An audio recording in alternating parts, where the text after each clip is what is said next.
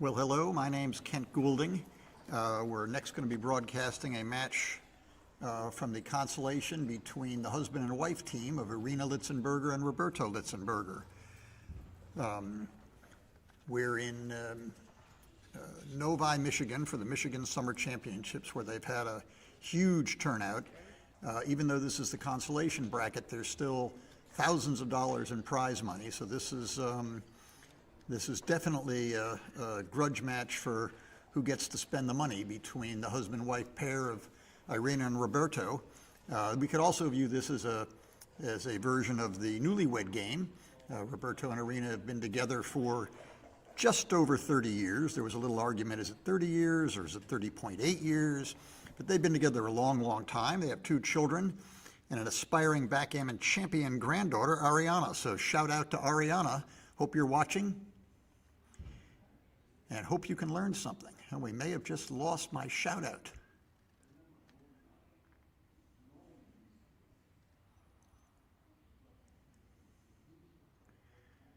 I'm getting the spinning internet connection symbol. So I may, when it stops, I may repeat what I've just said, even if you can still hear me. Okay, now we appear to be back in action. If I was disconnected, I was giving a shout out to Irina Litzenberger, the granddaughter of Roberto and Irina, who are the newlyweds. They've been together for just over 30 years. They played once before, I believe, in Chicago in a major event, not long ago, and Roberto won. In this event, Irina won her first match, and Roberto won his first match against me and beat me. And last time I played Irina was in a BMAB match, and she both beat me and outplayed me there. So this should be, pretty high-level backgammon. Trouble seeing the dice. 3-2. I like hit and bring the builder down as opposed to hitting twice, and here it worked just fine. So now there's a better chance for Irina to build a strong structure with a high homeboard point. Roberto, with no good 6 to play, slots his own 5 point, the most valuable point on the board for him, and in doing so duplicates the 4s Irina need to either cover her 4-point or hit. She countered that by rolling double 5s, which is a master blaster roll. Without a very good shot here by Roberto, the only question now is Irina too good? Could she be better off playing for a gammon than doubling? And she believes the answer is no, and I don't think, particularly with the 4th point already slotted and a blot on his home board, I don't think Roberto can really seriously consider taking this. And he does not. Okay, 1-0 lead. A little flurry of activity there and a 1-0 lead. Both players play extremely well, even though Irina only advanced up to the Open Division a couple of years ago. She plays Open Division backgammon. Roberto's 4-2 is standard. Nobody does anything other than make that point, nor have they for the 50 or so years I've been playing backgammon. And Irina, again, is same with the double 5s. This time it's a lot of pips. It makes a semi-valuable point. It sort of overextends the position. She now needs to either get into something to attack in her home board or find a way to race. I think it's not ridiculous to pop all the way out to the 18 point. I think she should split. Yeah, good play. Good play. This would sort of be the default play, I believe. Yeah, this is Roberto's sort of squeezed here. If he plays the 2, the natural-looking 2 is to cover his 11 point. Then he has a 1 to play, and he'd like to split, except for Irina's got that two great big stacks of builders. So he, rather than get attacked in the backfield, he makes a less constructive play in the foreground. See, had he split with the ace there, this 4-1 could be the beginning of a blitz attack of hitting both checkers. But he didn't split, so there's no targets for Irina to shoot at. Now she has to decide what to do. I think maybe, well, she certainly can't play any more off her midpoint because they're all gone. I don't think she wants to slot a point in her home board, so I think there's very few serious plays. That one all the way out seems to be kind of the default, which is a better play than a lot of people think, even when it's not semi-forced. Okay, 6-1, great shot. Now Roberto's got a nice edge in building a prime or a blockade. Irina wants to kind of get, oh, this is a double. This is a double. It almost doesn't matter. She may well be able to take this. I mean, the race isn't that bad. The threat here is that Roberto makes a pretty good roll, and that then causes him to have gotten, chased Irina out. She has no chance of taking. This may well, as funny as it looks, this may well be a take. You don't have to be dead to take. You just have to have, reasonable winning chances. I mean, Roberto has certainly 3-1 and double ones. Okay, good. I think a lot of beginning players would drop this without hesitation. And there goes my internet connection.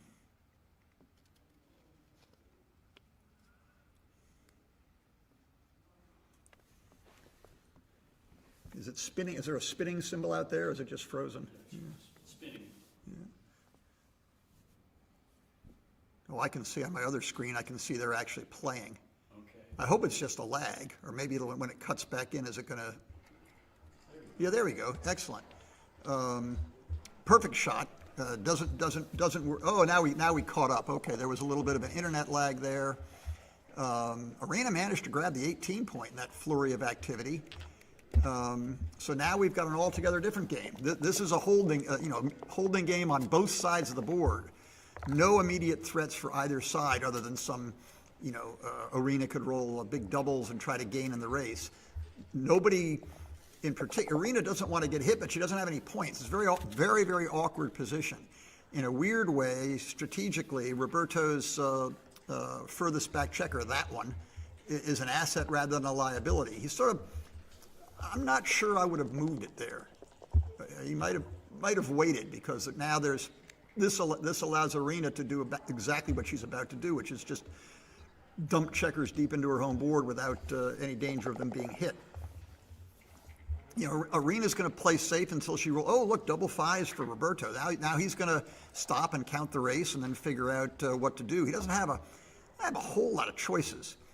Of course, it's not that key to safety, the blot. Look what happens if Irina happens to hit the blot with a 4. It's a total mess. So this may be right. Now, how the race is probably not all that great, but it's not a race yet. It's a holding game against Irina's 2 checkers on Roberto's 7 point. He's probably counting the race. I would, as I do when I'm playing. What's the race? How much of a race lead do I have? Do I really want a race? Is there some argument for maybe breaking the midpoint instead of the 15 point? I don't think there is. Is there some? He could keep the way back point to keep pressure on all 6 of Irina's checkers by making his, playing the loose blot around and then making his 3 point. And there goes our spinning circle again. Irina's position is very stiff. That argues for not racing. Yeah, for staying back. Yeah. I want my internet back. That would make me want to wait for the shot. You guys gonna team up again? Is it commentary? No, I just You gotta team up. No, I've seen you he's guys. good. I like him. He's one of the best. Yeah. I've heard you do commentary. I do. All right, we're back in action, I think. The little spinning symbol stopped. The other players in the room and I were discussing, if Irina's position is what we call, stiff, it's brittle. She has no spares to play with of all of her outfield checkers that she wants to bring home.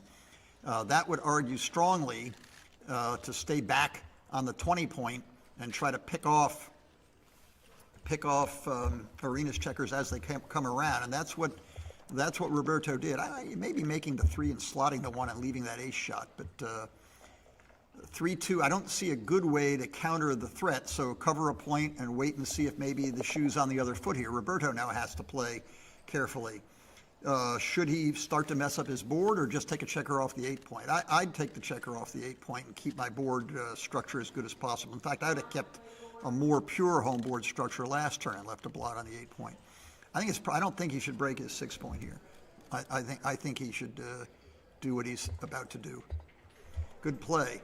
Now, Irina can hit, but only kind of if she covers or has no better choice, because there's going to be a re-hit.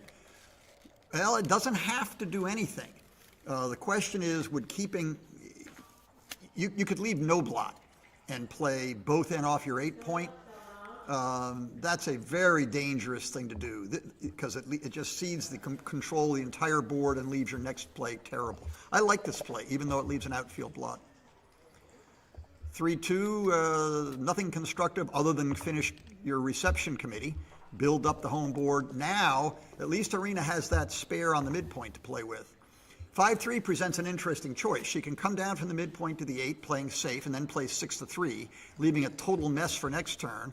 She can consider, and she didn't think about it very long, she could consider breaking the 18-point.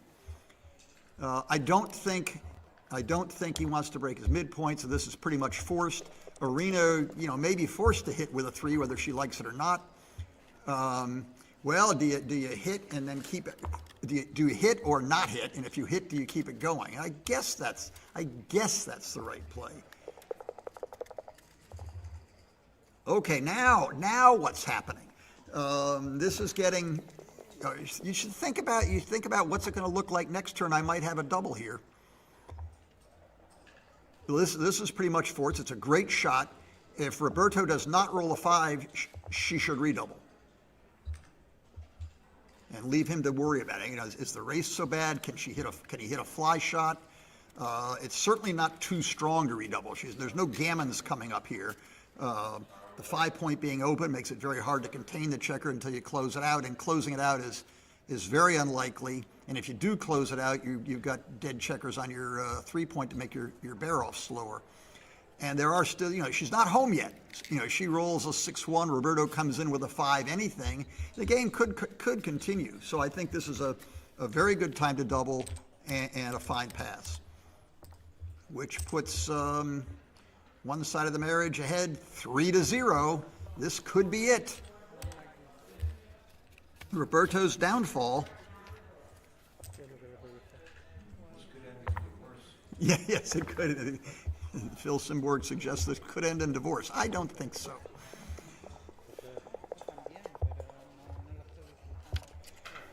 (5-3). There was a time many years ago where players would play a 5-3, not making the 3-point.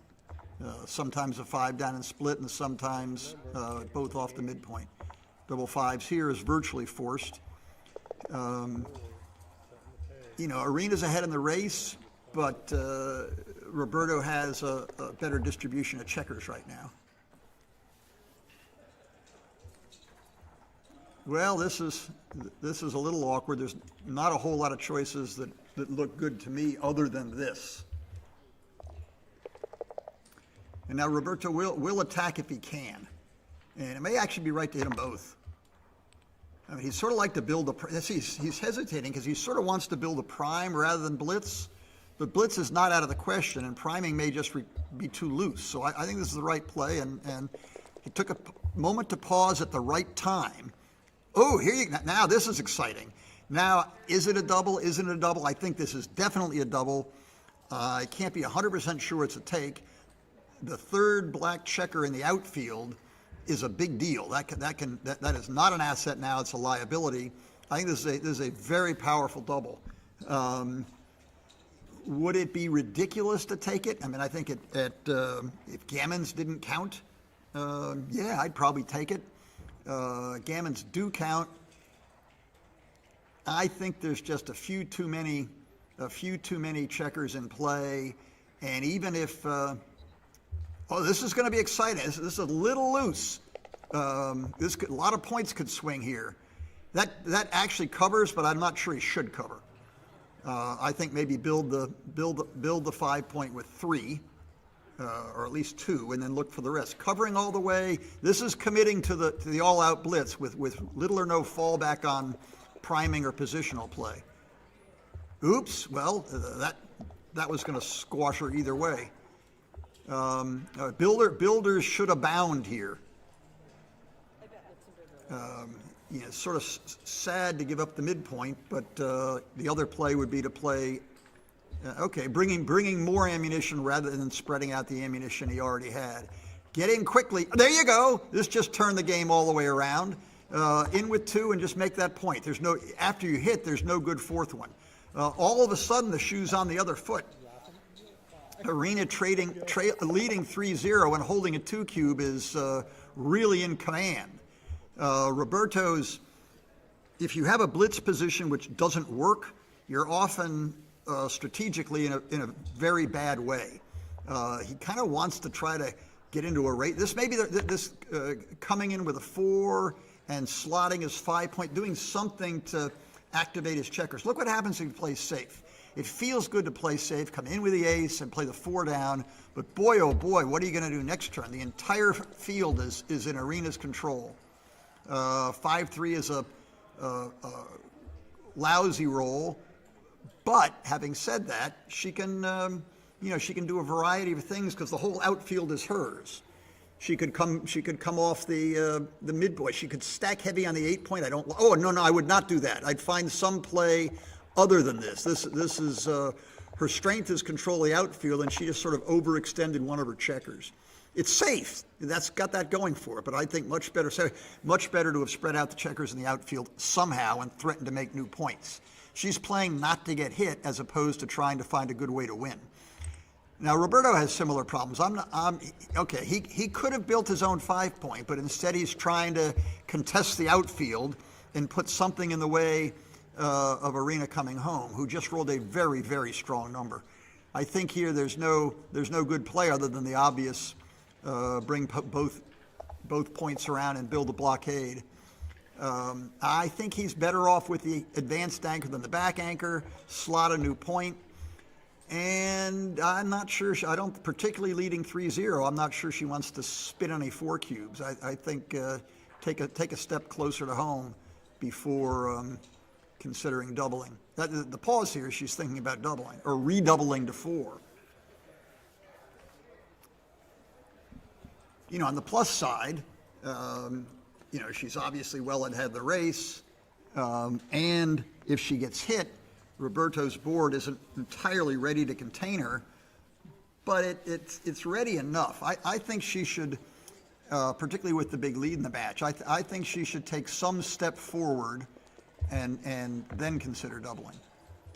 Okay, 5-1 is a poopy roll. I don't see how to play it safe. So if we can't play it safe, probably the best play is to hit him loose off the ace point and bring the cover there. That looks like the best play. Now in a way, if Roberto doesn't roll an ace but rolls 5-5's an awful lot of pips. Now he'll bring that around to his 5-point, and then we'll count the race. I don't think he wants to get the 5-point going. The 5-point's the most important. Now the race is not so great. Well, it might be a good idea to count the race before you do this. How long does it take for those 2 back checkers to get around to the 9-point? Is that 24, that one set of boxes away?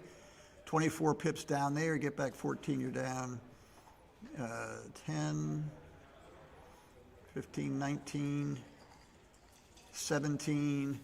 This might be takeable. The race is not takeable, but there's a lot of contact here. This is I think at a different match score, it may just be a little too awkward to take. Plus, even though Irina's bear-in may be a little crumbly, stiff, may not fill in the 5-point, may have to make a mess. Yeah, okay, this I think the match score, if nothing else, decides this. This is exciting. The race is not dead, but it's bad. Now she's got, again, they're conflicting goals. One is to move the checkers on the blockade home safely, and the other is to try to contain the checkers on her 4 points so that she doesn't lose the race.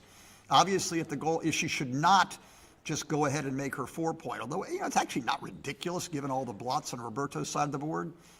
I don't think I would. It's worth looking at. Worth looking at just making the 5-point. This is the safe, simple play trying to come home. The crazy make the 5-point play, and then the cover the ace-point play. This is I'm going to bank on my racing lead and try to get home that way. He'll probably just go ahead and slot the 2. He might as well. It's a point that could be worth something. It doesn't really cost much in the race, and he keeps a couple of 6s out on his 8-point just in case he rolls a big number and does not want to give up the anchor. Now here's the same problem for Irina. Should she build her board and keep that little bit of a blockade, or should she play safe? If she makes this 6, she should probably just slot the 2-point and keep the spare on the 7-point for flexibility. Plan B, which may also turn out to be Plan A, is just to clear the 8-point. Now she may be double checking the raise. So this is a little peach and a little vanilla, part blockading and part coming home safe. Okay, let's look at this. This is the safe play. Now the safe play, she may have noticed, leaves double 6s. The reason to bring it in is it leaves double 6s. I'm not sure the danger if you're going to.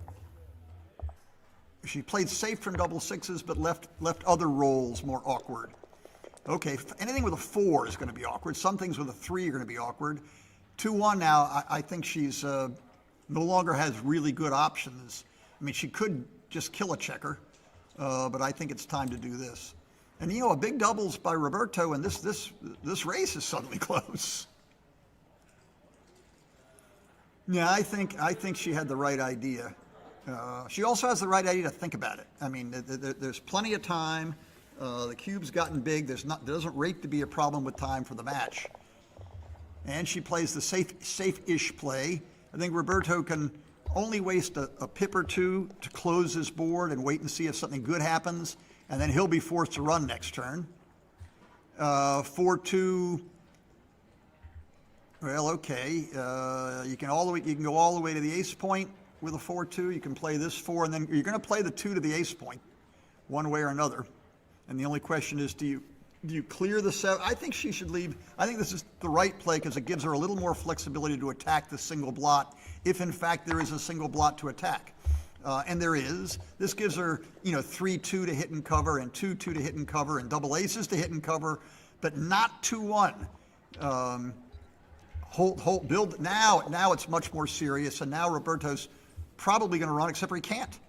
Now she's got more pick and pass numbers. 6-3 doesn't work. 6-5 does. Race is looking better, although still not totally won. A big doubles by Roberto, and it turns it around. 4-1 does not turn it around. The only shot number here is double 6s. So does he kill a pip or 2 and hope for double 6s? I'm not sure that's the right one. He maybe should have left those 2 spread out. It doesn't make much difference. And hope for double 6s. 6-5 is forced, over and off. Now he's going to have the same problem next turn. Do I wait for a shot, which is more likely, but in doing so bust up my board, or do I try to get lucky and win the race? I think the trick is now he wishes he'd run last turn, and now we've lost our internet connection.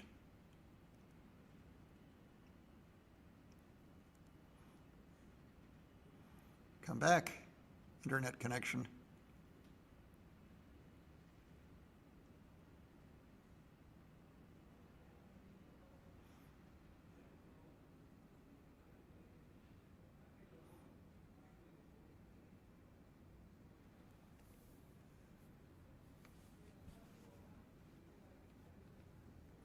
I want my internet back. Oh, okay. Oh, a shot. While we were away, a shot rang out. Very, very exciting. Now, is the shot just been missed? Oh, the shot was now been missed. Very, very exciting. Well, we can guess what happened. This now looks, it's a cruising home to victory. There's no gammon here. Yeah, it's still legal, but there's no gammon, and it's going to be 4 points and a massive lead for Irina. Now the question is, if one of the other phones rings and it's a call with advice from granddaughter Ariana, will it be Roberto's phone that rings or Irina's? Inquiring minds want to know. All right, is there still a chance? 1, 2, 3 rolls. Oh, that looks like 14 checkers. You can't get 14 checkers off in 3 rolls. All right, now here's 2 to go, 9 to go. You guys can look it up in your match equity tables, but oops, there goes our internet again.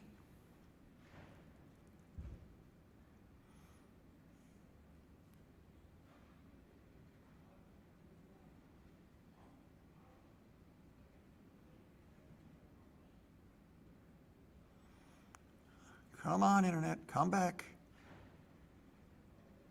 Come back. Was that last game on 4Q? Yeah. All right, fading in and out. 7-0-9, 2 to go, 9 to go. There was a great position that popped up in a match yesterday where the score was 5-2 and there was a 4Q being redoubled to 8. So basically it was, do I pass and fall behind 2 to go, 9 to go, or do I take and redouble to 16 and play for the whole match? And it turned out to be by a fraction right to pass. But in all the post-game analysis, those of us who didn't already know worked out that 10% winning chances from 2 to go, 9 to go. So Roberto only has a 10% chance of winning the match between equal players with equal play. He will be, it's sort of funny, he clearly wants to win gammons. So he will, if he gets into a gammonish position where he can win gammons, he'll double early. If it's a position where he's very likely to get gammoned himself, but has winning chances, he may double, because if he's gammoned, he loses the match anyway, and if he's got some key shot or something, he may well take his chance there. The actual game as it's developing is the exact opposite of what Roberto wants. He's got a bad position with limited winning chances, and the gammons all go against him, and there's no gammons going in his direction. This helps a little teeny bit. He's hopped in. He's got a little teeny bit better control of the outfield now with Irina's midpoint gone, but her development is extraordinarily strong. I don't think she should stay back. I think coming out to the 18 point. Try to establish an anchor on the 18 point. I mean, she coming in on the 2 and hitting on the 5. Hitting on the 5. I don't like this. I think she's going to play a 2. She should just play out to the bar point, and it's a better point to grab if she gets away with it.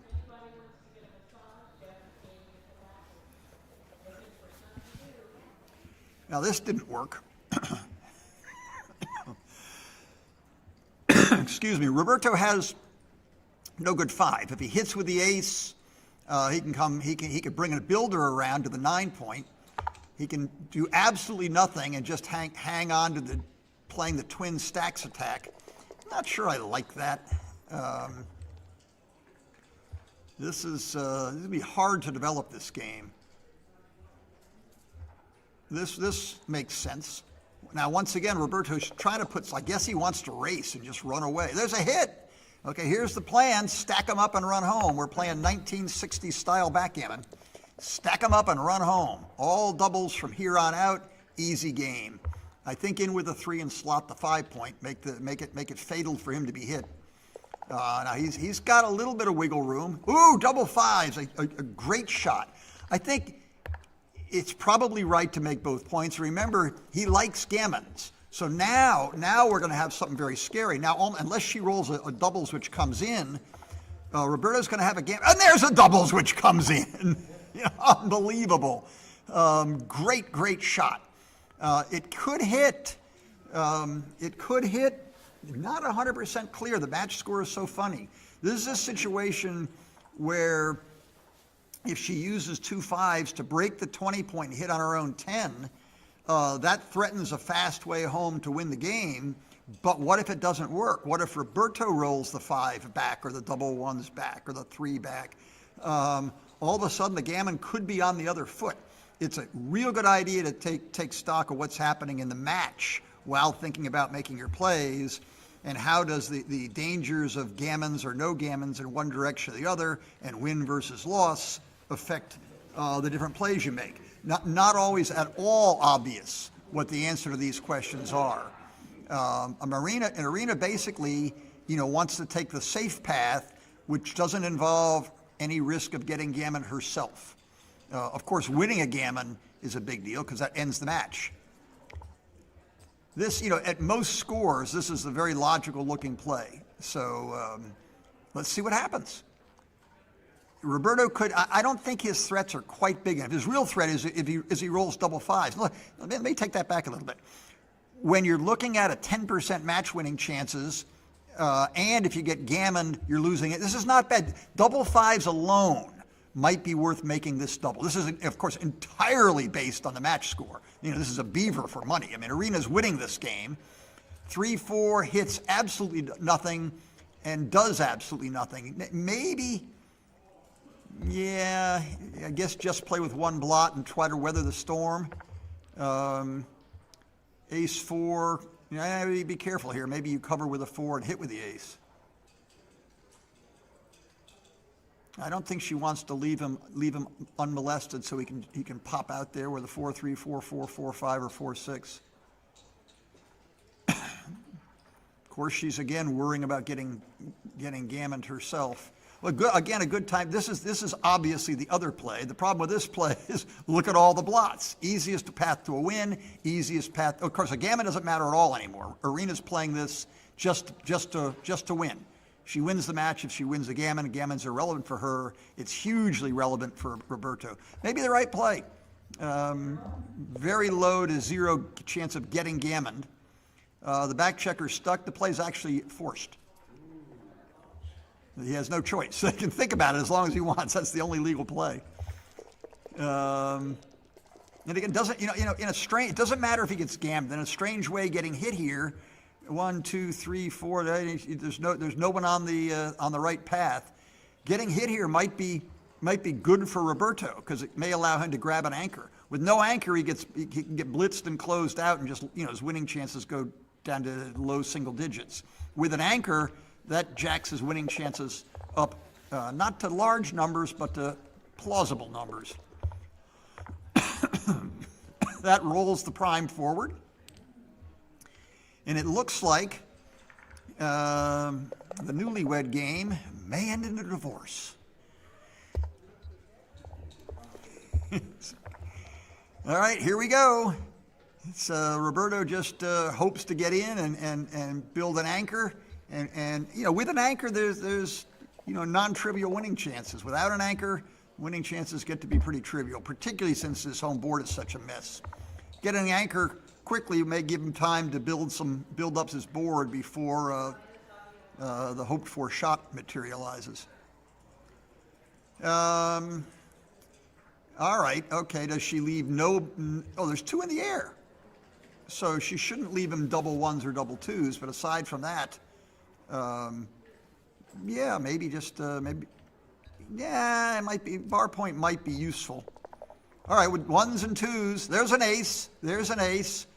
Now, I think she should knock him off of there, even if she has to hit him loose. Yeah, we don't have to worry about that play. She points on him. He needs 2s, and he needs 2s fairly quickly. There's another ace. Too bad. Her good play, pretty much forced last turn, prevented Roberto from making an anchor. 6-4. Now you can bring more builders to close the point, or make this play, which dodges getting hit with double 2s. I don't think it's particularly consequential one way or the other. Now Irina should be spreading out her checkers to try to build the. Is that double 2s? There's sometimes trick plays available where you shift. If she shifted from the 5-point to the 2-point, unfortunately that would leave double 5s. But it's at some point very soon, this leaves double 6s. You see, she has to play 3 6s that are forced. One of them will land on the 2-point. Okay, she had another 2 left. Now double 6s works fine. She builds the 2-point, brings the third man checker in. All right, 2s, 4s, and 6s hit. The only question is, will she hit loose if she can't make the point? And I believe she should.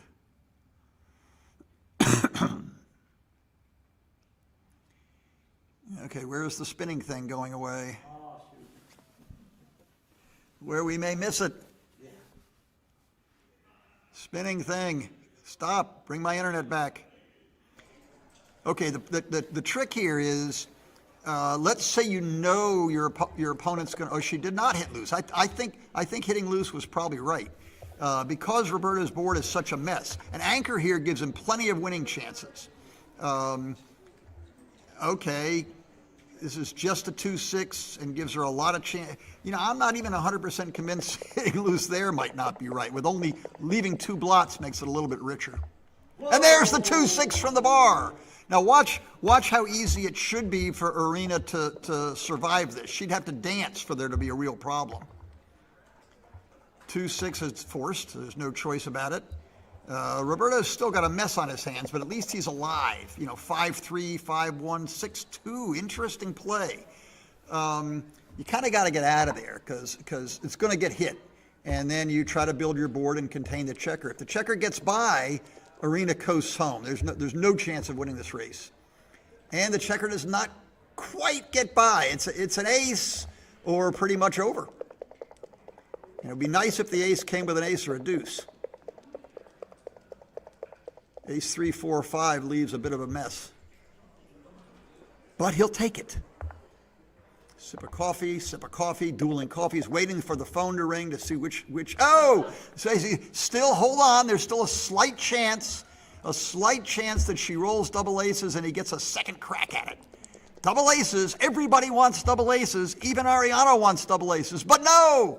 That should be it. 6 in, slot the point, and it's probably not resignable. You play until you can't legally win. It's easier to play these things out than it is to try to count and see, can I win or can't I win? Every so often you'll see experts that have got it counted out to the pip, and all this, they'll take a roll, they take a roll, they take a roll, and all of a sudden they stand up and shake hands. This isn't there yet. I mean, clearly, if Roberto rolls nothing but, if Irina rolls nothing but 2-1 and Roberto rolls double sixes every turn, he'll win.